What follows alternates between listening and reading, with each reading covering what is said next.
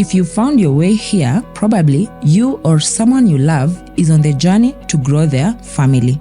And you're finding this path a little bit lonely, complicated, and more confusing than you thought. First and foremost, I'm here to remind you that you're not alone. I'm bringing you Infertility 101. And this we are going to discuss from the definition of infertility to the causes and the spectrum of solutions that are available. So consider this as your baseline for understanding your journey, because knowledge is power. I can imagine the information out there is overwhelming, and that's why today we are going back to the beginning. This is Infertility 101. So here we are going back to the basics of infertility. We are going to talk about what infertility actually is, the possible causes, and the possible available treatment solutions. Consider this as your foundational guide, because knowledge is power. So what is infertility? Infertility is medically defined as the inability to conceive after having regular unprotected intercourse for over a period of 12 months. But now, if the woman is more than 35 years old, then this duration is shortened to 6 months. And this is because of the declining egg quality and quantity that's associated with age. So one thing that is very important that I'd like us to understand is infertility is not a problem or a personal problem or a personal failure. This is very important. Infertility is a medical diagnosis because the reproductive system has failed to do its job of reproduction. So it's important that you're not pointing out or creating stigma around this topic of infertility. So one of the most disturbing and pervasive myths is that infertility is a female problem. This is very wrong. It is not true. Infertility is a couple's journey. Actually, the causes of infertility, 40% of the factors that cause infertility are attributed to the female factors and 40% attributed to the male factors. The remaining 20% is attributed to unknown factors or factors affecting both the male and the female. So it's very important that we change this narrative. So now let's go to the factors or the common causes of infertility. To start us off, I will start with the female factors. So there are several factors that can result in infertility in the female partner. One of them is ovulatory disorders. This is where a woman is not ovulating as frequently or not ovulating at all.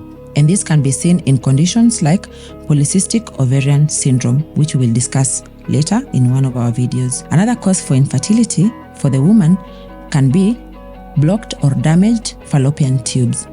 So the fallopian tubes can be blocked or damaged if a woman has infections. Pelvic surgery can also result in this, or endometriosis, which we can discuss in later videos. Another cause for infertility for the woman is uterine factors. And uterine factors can be things like fibroids, polyps, or scar tissue within the uterine cavity, and this is called Asherman syndrome. And finally, age-related decline. For women, with age, the quality and the quantity of eggs decline.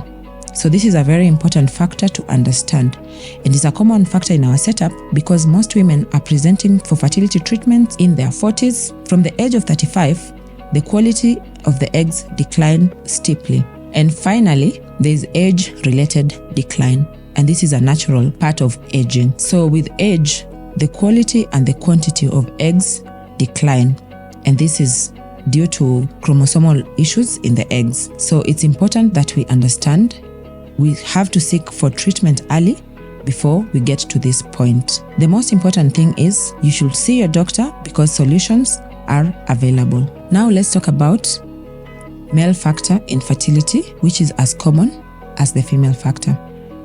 So male factor infertility is diagnosed through a simple semen analysis, and we are able to analyze the sperm quantity, that's the sperm count, the morphology, that is the shape and the size of the sperm, and also the motility, that is how well the sperm can swim.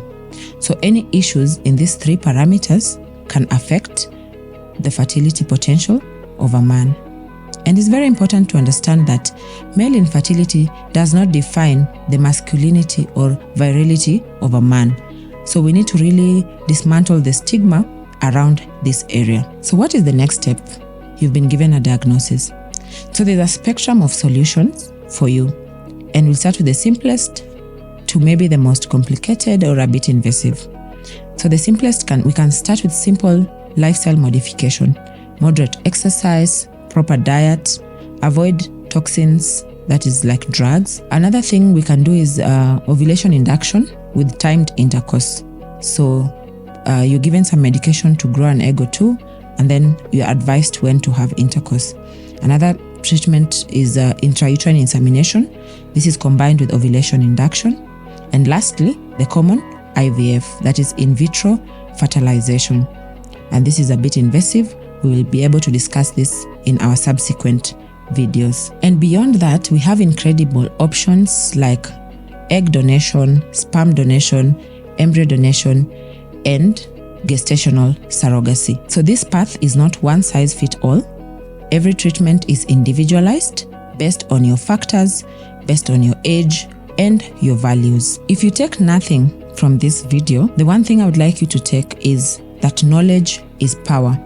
Understanding the basics of infertility is your starting point for empowerment and advocacy. So the first step you need to take is to schedule an appointment with your fertility specialist. Subscribe to join our community, and let's change the conversation around fertility together.